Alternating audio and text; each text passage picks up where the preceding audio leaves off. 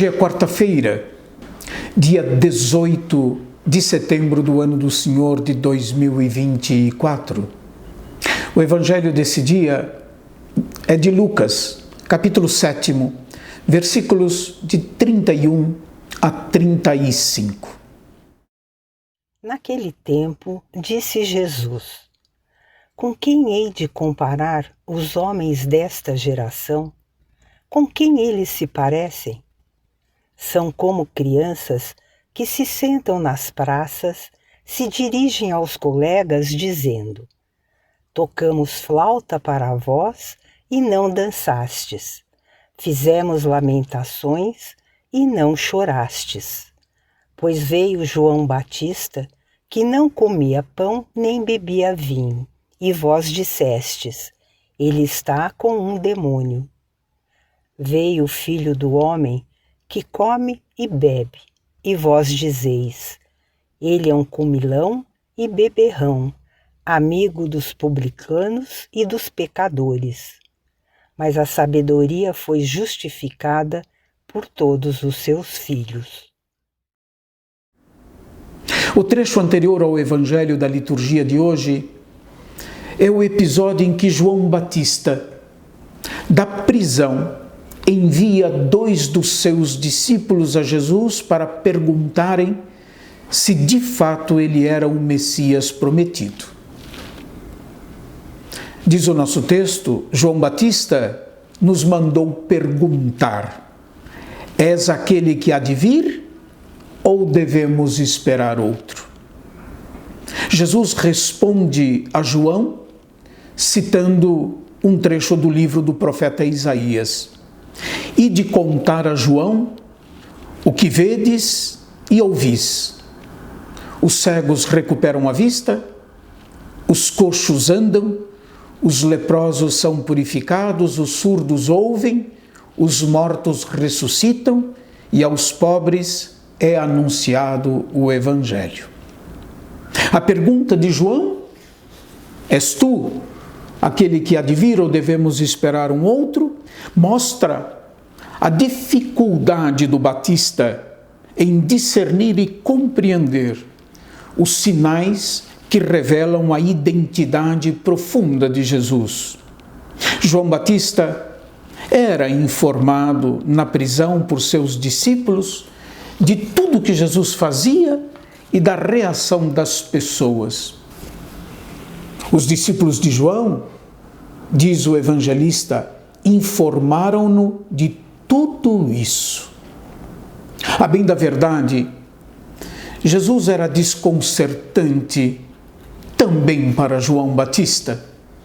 Contudo, a resposta de Jesus, citando Isaías, é suficiente para que João compreenda que, efetivamente, o hoje da salvação, proclamado na sinagoga de Nazaré, no capítulo 4 do Evangelho de Lucas, o hoje da salvação se realiza na pessoa de Jesus, no seu ensinamento e nos seus gestos plenos de acolhimento e misericórdia, capazes de transformar para melhor a vida das pessoas.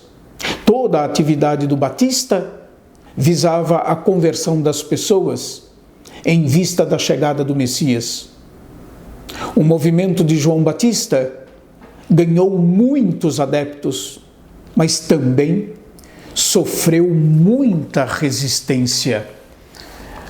No capítulo 7, nos versículos 29 a 30, nós podemos ler algo dessa resistência sofrida pelo Batista. Lá nós encontramos todo o povo que o ouviu, isto é, João Batista e os próprios publicanos, proclamaram a justiça de Deus, recebendo o batismo de João. Os fariseus e os legistas, porém, não querendo ser batizados por ele, aniquilaram para si próprios o desígnio de Deus. É o que diz Jesus sobre João, sobre os que aceitavam João e os que o rejeitaram. É bastante provável que talvez por um curto período Jesus também tenha sido discípulo de João Batista. E talvez seja isso que significa, e certamente é isso que significa, aquele que vem depois de mim. Não é simplesmente uma sucessão temporal, mas é uma maneira de dizer do discipulado. O discípulo é aquele que vem depois do mestre. No movimento de aceitação, rejeição de João Batista, é prefigurado a aceitação, rejeição de Jesus. Trata-se aqui de aceitar ou rejeitar o desígnio salvífico de Deus. É a incredulidade e a incompreensão dos chefes do povo que é criticada na parábola dos versículos 31 e 32. Assim, Jesus introduz as parábolas: com quem hei de comparar os homens desta geração? A incredulidade deles ilustra a rejeição da missão e mensagem de Jesus por parte das autoridades religiosas. Falta a eles o discernimento para, em meio às adversidades do tempo, conhecerem a graça de Deus manifestada na pessoa de Jesus Cristo. A incredulidade e a incompreensão têm como ingredientes a incapacidade de ouvir, de se abrir ao novo, de crítica e autocrítica. As ideias petrificadas de Deus impedem de fazer a experiência de que Deus é surpreendente. Deus não é um conceito. Hoje, todos nós sabemos, a fé em Deus é um grande desafio, pois a fé está em crise, assim como a transmissão da fé está em crise. É necessário a criatividade proveniente da ação do Espírito Santo para encontrarmos as palavras, os gestos e os meios mais adequados para transmitir hoje a fé cristã e anunciar assim o Evangelho de nosso Senhor Jesus Cristo. Somente boa vontade não nos permitirá frear o processo de secularização e de descristianização por que estamos atravessando. É necessário igualmente inteligência para poder compreender em profundidade a alma do ser humano do nosso tempo, pois é a ele que se destina a boa nova do Evangelho de Jesus Cristo.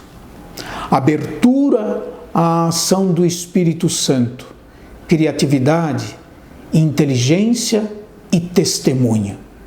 Os desafios que nós precisamos enfrentar, precisamos abraçar, para que o anúncio do Evangelho possa, no tempo que é o nosso, dar o seu fruto. Deus abençoe a todos e até amanhã, se Deus quiser.